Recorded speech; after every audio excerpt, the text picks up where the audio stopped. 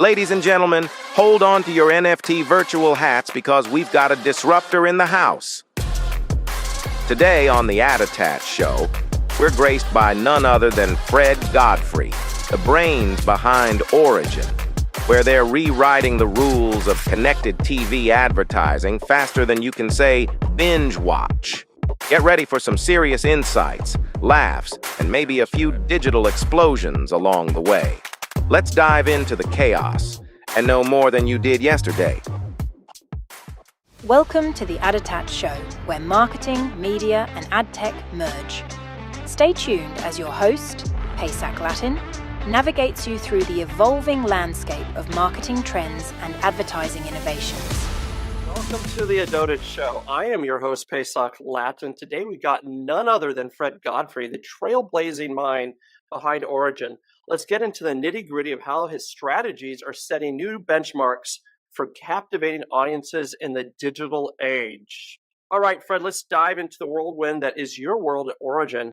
First up, spill the tea. How's life treating you, really? Well, first off, I'm already super happy to be here and grateful. And with that out of the way, how is life treating me in general? I think, I'm not known for lying, up and down. Let's just say, it's up when things are great and down when you got to push the mud uphill. But on balance, I would say I'm alive and I'm pretty grateful for it. Keeping the English, keep calm and carry on. Yes. Keep calm, carry on. Keep calm, stay breathing, whatever it is. So we all have something that occupies our mind. What's been on your mind lately? Any thoughts, revelations, wild epiphanies, anything you want to share before we get going? Yes, quite a recent one. Why was I not shortlisted in the Sony World Photography competitions, and what can I do to be better? I would say that was a thought starter for me. Otherwise, nothing. That's your hobby, right? That's your hobby, not your my job. Profession. No. Wildlife photographer. What do you like taking pictures mainly of? Well, this is the problem. I sort of cross the spectrum a lot. I do a lot of street, being here in New York. I do a lot of wildlife, macro photography. Actually, it's amazing because as a landscape photographer, you look very much at these gigantic sceneries and compositions, but you forget to look inwards at what you're trampling on. And so I find macro photography absolutely fascinating. All of it, really, which is kind of problematic. So I have to carry 40 pounds of camera gear with me wherever I go. TV's gone from the new kid on the block to everyone's favorite hangout spot, with viewership spikes making the network executives drool. Reflecting on CTV's whirlwind romance, how is Origin riding this wave without wiping out? Well, for us, it's growth in viewership is nothing but fuel and opportunity for us. So that side of things doesn't really wash us out as long as we stay on top of that growth and what it means for us and the brands that we represent. Mainly, but where I think there is an area that we need to and do focus on, it's as now connected TV is, as you said, this new kid on the block, this shiny kid on the block, which 5 years ago when we entered into this world as Origin, not a lot of agencies were taking that seriously. Now they are, which means that we are more a minnow in a whale pond than in a shark pond. So we need to make sure that we stay on top of it. We keep our thought leadership on point. And of course, the products that we build and creatives and campaigns we deliver as good as they can possibly be, and certainly better than what other people can do. So when was there a point you had this aha moment that it was going to blow up bigger than an Elon Musk tweet? Well, that actually came quite a long time ago. Back when I was at Newsy with my boss and our business partner, Stephen Strong, I had just come off stage. And that's your COO, right? COO, yes. Co-founder, yes. COO. One of us is Pinky, one of us is the brain. And, who's it? Well, I think most people who know us know, but he is the brain. Let's just leave it at that. I'm just the annoying little one that runs around making noises whenever I choose. But it was I'd just come off stage for probably the fifth time in 12 months back in 20 early 2015, talking about desktop video. And as I was on my way back to Atlanta Airport at the time, Stephen called me up to talk about this idea he had for pivoting Newsy in its entirety to connected TV. And that was the aha moment, realizing how frankly, sort of how depressed I felt coming off stage and seeing how we could sort of continue to squeeze those lemons when I saw this green field and what we saw as being the future of TV. How are you feeling with the huge viewer surge in CTV the last few years? Is it all hands deck at your company, or are you guys cool as a cucumber? Well, I mean, again, like it's great. The viewer surge is nothing but upside for us. We work, we have our own portfolio of media partners who we do all of our buying from. It's very important to us that everything in that regard is very much one-to-one for our clients. So the bigger the viewership goes, the larger our reach really becomes, even if we're not necessarily working with more, content owners, which just helps us find the right people. So all hands on deck in that regard, but specifically all hands on deck when it comes to understanding and appreciating this growth and what more we need to do to make sure that we're finding the right people for our clients. EdTech seems to be evolving, especially in CTV, faster than fashion trends. How do you keep your ads from looking like last season? By making sure they don't. Well, I noticed that you guys you're specialized in ads that don't feel like ads. That's what my notes say. Yes, and that's probably about the right way of putting it. I might actually pass that one on to the sales team. At the end of the day, we're a creative technology company. And as some of the earlier people to coin ourselves as such, what we believed on day one going into Origin was that the 75-year-old rulebook of here's your ad, now play it to the world until it becomes stale, was fine for traditional and linear broadcast purposes where that was the best you could do. But in a world where TV or TV2, however you want to call it, some people still call it connected TV, is now the predominant form of entertainment in the living room. Along with that, comes a lot of technology that allows you to be so much more agile, so much more nimble in the creative itself. And so the job that we do for our clients is we build creatives that are deployed into living rooms onto connected TV that are as agile as the ads you might run on social. So how do you make them part of the story rather than annoying interruptions? I noticed you have it's native smart TV advertising, you call it? Yeah, so that was actually the first product that we launched in 2019. It's called Slingshot. And it was designed to benefit brands that already have a creative, be it a 15 or a 30, but want their ads to be noticed, seen and noticed, which in the world of distraction, disruption, and ADD is difficult when everybody can turn to their phone. And so the purpose and the design of Slingshot is that it injects 15 seconds or up to 15 seconds of incredibly attention-grabbing short-form native content into the ad break as a piece of content. But it's designed to then wrap around or run just before a brand ad. So now when your viewer's sitting down at the end of the day, exhausted, gin and tonic in one hand, bowl of crisps in the other, and they're watching their ad-supported TV and they go into one of these ad breaks, which we think is fundamentally broken anyway, instead of now just tuning out because they know they're going to get 1, 2, 3, 4 ads back to back, they may be on their phone, but they'll suddenly get either a sight, a sound, or a form of color that will get them looking back up. And then through the nature of the content we produced, get them obsessed and maybe even co-viewing, co-talking about what they're seeing. And then that'll lead them into the ad in the right mental or emotional frame of mind. So it's content within ad breaks, within content, fundamentally, but very carefully crafted. How are you teaching agencies to move beyond the ad break? It starts, I think, with this Slingshot product. Honestly, like it's showing them that, the status quo is all well and good until it's not. And that do you really want your ad to run before and after other ads that aren't being watched, when you could actually build your own tiny little miniature content environment and nestle your creative within it.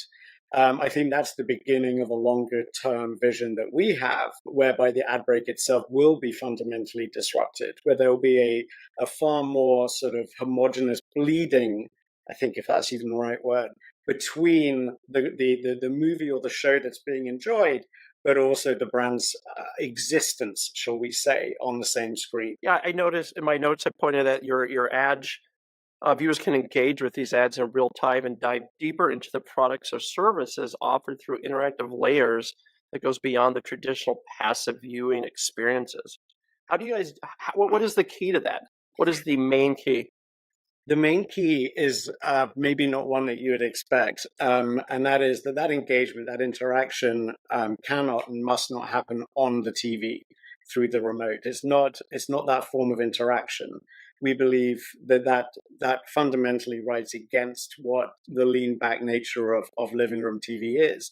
But instead, what we've learned to do over the years and conducted so many studies you wouldn't believe it, is learn how to get people engaged on this while they're Right. sitting down watching TV. What was the commercial? It Um, was just the QR code recently on the Super Bowl. Do you know what I'm talking about? It was just the QR code yeah, going around. Did you yes, do that was anything? the previous year. That was for Coinbase, and it Oh wrote yeah, I remember Coinbase.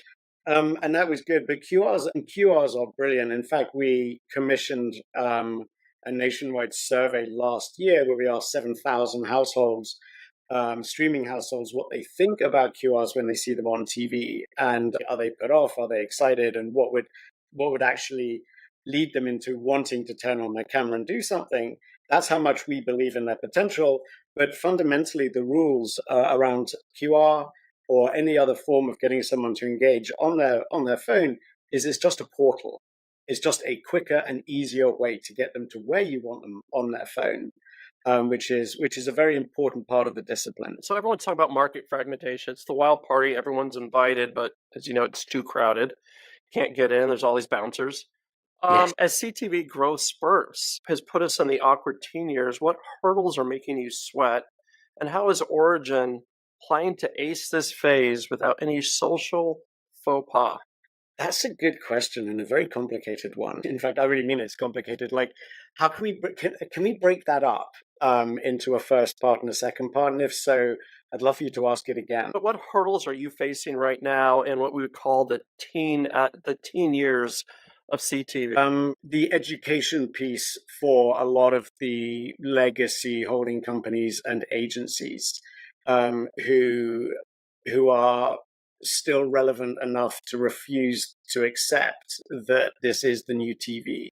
And until they do, these teenage growth spurts are going to be very stilted. The truth is that there is a lot more supply than demand right now on connected TV, and that is causing a unintentional slowdown in the growth and the adoption of innovative techniques, I think, to get it out there. So I would say that's probably the one big hurdle, but this is beginning. That balance is starting to tip. A lot of budgets that were formerly innovation budgets are now more mainstream. And on top of that, I think what will help push connected TV out of adolescence through puberty and into adulthood is going to be the culminating moments that we are in the middle of now, which is agencies and their brands looking for a lot more than just awareness through TV, but actually performance outcomes, however they may choose to define them. But how do you guys do targeting without getting too creepy? Well, I mean, that's I'd love to say that's not my department, but I think every department's kind of my department. We believe actually in telling our clients not to over target. I was talking to a very good friend of mine who used to be at UM about this in his office the other day, and it was so fascinating. While we totally believe in targeting, like we do, because we are so agile in our creatives, we believe in very geo-specific creatives or demo-specific creatives. We don't think that targeting should actually be over-egged. It's very expensive. It really does take a big chomp out of somebody's budget. But also you can over-target. If you imagine that you're a stroller company, you would think logically, well, we need to go after people who are thinking about having children who are exactly this age, exactly in this income bracket. And those are the people we should sell our, $1,000 brands to. But what about Granny who lives, 18 blocks away looking for a baby shower present? So in that regards, we are quite careful and as respectful as we can and should be, obviously, about people's privacy, which on connected TV is a different matter and far less invasive. How are you guys dealing with ad fraud? That's one of the reasons why we work directly with each of our content partners, because we know exactly what we are buying. When we buy a spot, we know, and we can control that, and we can pass that level of trust onto our clients. That's why we don't buy through networks or exchanges or anything like that, because ad fraud in connected TV is a lot easier than people might think, and that's incredibly terrifying. I think interactive ads are probably the future. They're popping up like unexpected plot twists, aiming to keep viewers on their toes. As advertisers gear up for the Wild West of CTV, what survival skills are must-haves to not only stay in the saddle, but to have monumentous change? Must-haves by people at our end, the creative and delivery end. Advertisers. Advertisers? But what should advertisers know about CTV? They should know that they shouldn't be scared, honestly. They should understand that it is still TV. But in order not to be scared, I think the first thing they need to have is better knowledge and acceptance of truly what humans are like at home and how they truly behave at home.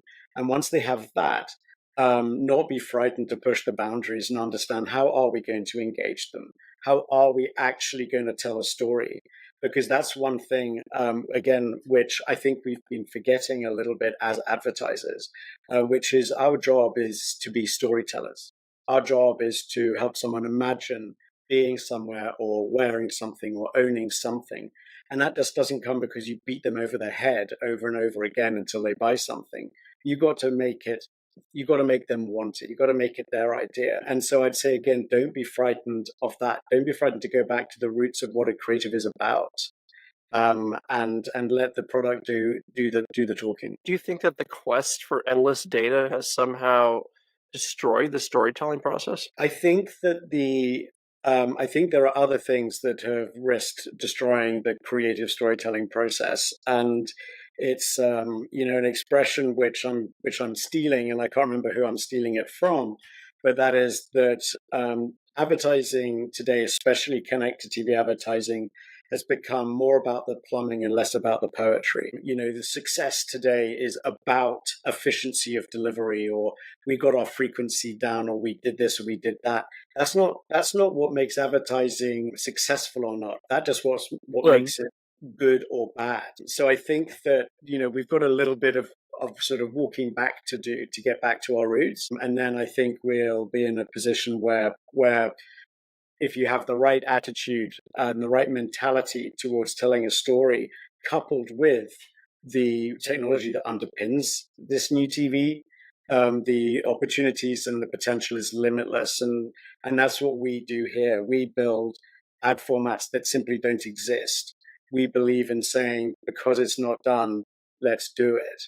And that's why we're here 5 years on as a small business, and still maybe a minnow, but a minnow that hasn't been eaten by every whale in the world. What's your mantra for keeping ad frequency from turning into that one party guest who won't leave? The mantra just don't do it. I don't know. Frequency is very easy to control if that's the frequency you're talking about. It's be smart, be sensible, and be logical. And also, again, playing into, to be fair, fairly unique creative capabilities. Never show the same thing to somebody twice. Always feed them another thing that might be interesting or might arouse their suspicion or their interest. And just be noble about it. And every now and then, put yourself in the seat of being someone who's at home and say to yourself, would this piss me off? Do you have any tricks up your sleeve to make ads specifically surprise and delight rather than yawn and forget? Yes. I was about to make a tattoo joke about sleeves, but I won't. Instead, I will answer the question. And this is more probably where I do have a bit of a mantra. And that is, the best ad sells nothing. The best ad sells an emotional connection and a desire. And I would say that sits at the forefront of anything that we do when we are engaged by a client from the moment we have that creative kickoff call, whether it's our Slingshot product where their ad will be included, or the Origin Ad Studio where we are building the story from the ground up in its entirety. Don't be frightened not to be selling. Be proud to tell a story and to be honest, humble, and transparent, and say something that you think that not just because your stakeholders in Wall Street are telling you should be saying, but that matters and that means something to the person that's going to be seeing it. All this content out there to differentiate is obviously the sword and shield of the battle for eyeballs. You make your content the belle of the ball in a room full of wallflowers. Well, I mean, this is the biggest question that we know some of the answers to, and we're very good at it because obviously our content is the ad. And when most people think of content, they think of a movie or a show. But actually, what we've learned is very smart, and through a number of studies, including, IPG Media Labs and attaching electrodes to people, etc., is that it's still content. And what you want to do is entertain. What you want to do is draw in and create the most important thing, which is a value exchange. Right? Again, we have to face the reality. We are trying to advertise and sell to the ADD generation, of which I am one, very proudly, by the way. It's why I'm on the creative side. And footnote for anyone out there who may have my affliction or gift of ADD, my photography is what quietens my brain down. That's why I do it. It takes me away from the world. But the answer to your Oh, God, no. See, there you go. The answer to your question, I think I was about to answer, but then I sidetracked myself rather ironically. No, I think it's interesting that you're bringing up that ads should have the ads themselves for content. Do you see a future in which a person isn't just spending 15 seconds on an ad, but they're really deep diving into ads, spending 30 minutes exploring a virtual store? And yes, absolutely. And that is an instance where like your ad is just the hook. It's the opening salvo. It is the introduction that they can relate to. And that is, where I mentioned earlier, then you just want to let the product do the talking after that. Now, it really does depend on the vertical, right? And the category that you're talking about. Someone who may be in the market for a personal loan probably will do that kind of deep diving, but also their situation may be slightly more pressing than someone who is toying around looking at potentially getting a bigger car. You want to understand the nature of what it is, whether they're planning, like travel is such a big vertical for us. People who are thinking about their summer breaks, maybe thinking about them now, but that doesn't mean that they're going to go booking anything, but they may very well go down a rabbit hole as they discover more about a state that has more aces up its sleeve than maybe they thought before. And that, I think, is very much part of the true success, and being able to attribute that rabbit hole to something that you put on TV is very, very important. And that's, I know we don't want to make this, and you haven't asked to make this all about measurement, attribution, and all that kind of stuff, but it's actually vital that we have a constant feedback loop in order to see if that's happening, which is why we partner with people like Claritas to help with that, NCS, LoopMe, and very, very importantly, T-Vision, who are such fantastic partners of ours that really help us understand the attention that something's getting and help us infer with additional data such as Claritas information what it is that we're causing. Do you have a real-time feedback loop? It's as real-time as we ever need it to be.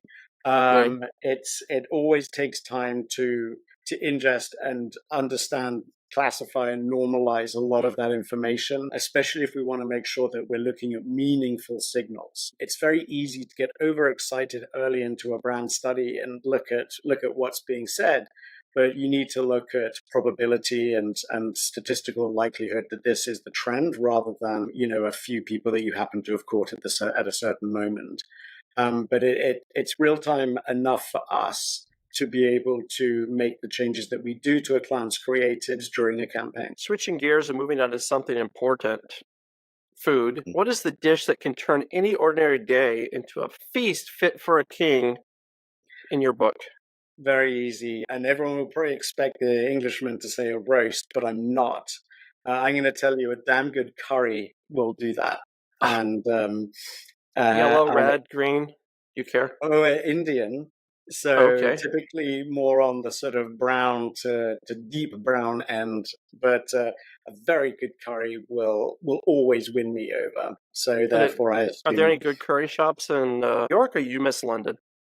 So, funnily enough, just last Sunday, we went to one that was actually probably the best that I've been to in this city.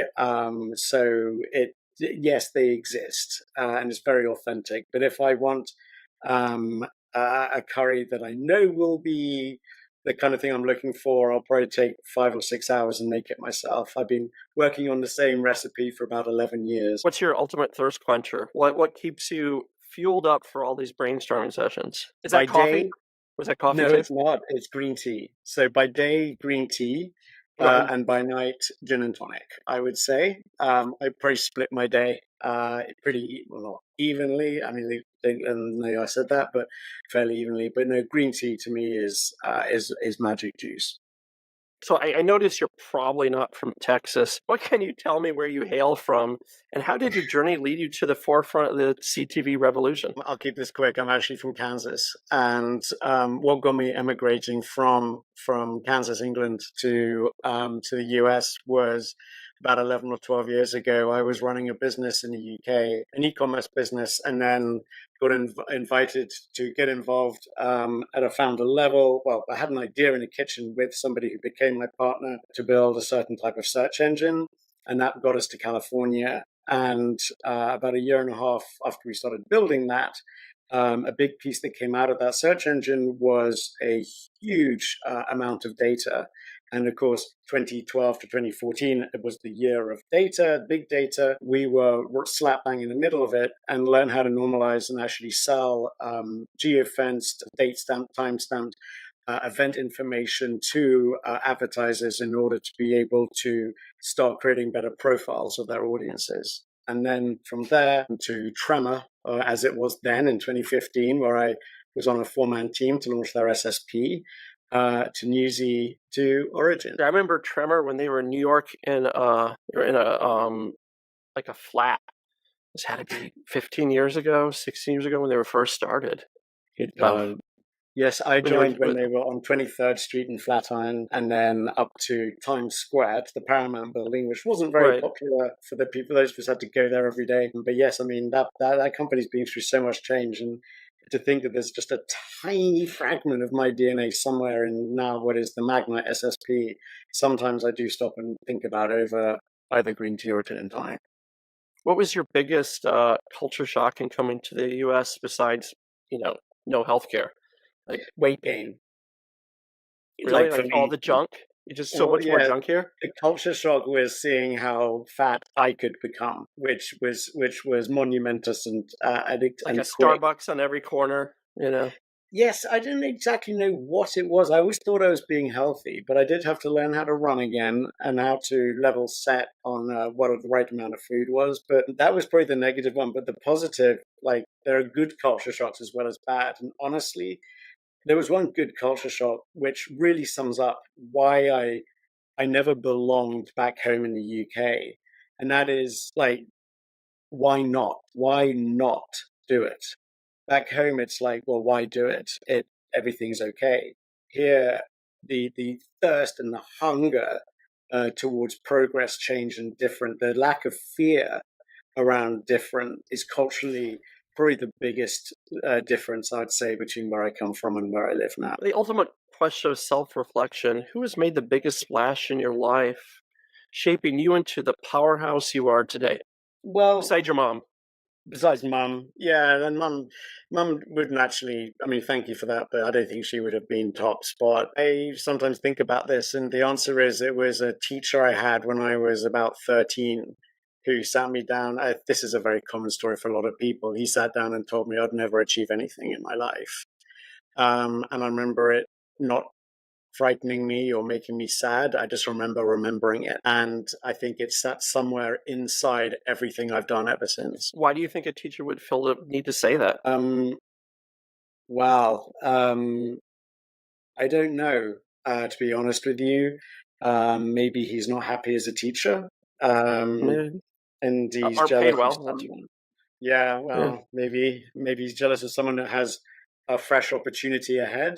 I don't know, but it worked. Inquiring minds would like to know, what's the one thing that keeps you bounding out of bed in the morning, ready to take on the world? 100% the one and same thing every day, and that is the responsibility I feel towards everybody that works with me and for me at Origin. You're Understanding, the fourth person now in a row who has said something like that. I'm very pleased to hear. Every founder, from Dave Morgan to, we had Drew Stein of Audigent on yesterday. They all said the same thing. Oh, and then we had Jared Seagal. They all said the enormous responsibility they have in being an owner. That if their Yeah, company doesn't work out, all these people aren't going to have jobs. And that's they didn't that. realize that until that point happened. It's the last thing I think about when I go to bed, and it's the first thing I think about when I wake up in the morning.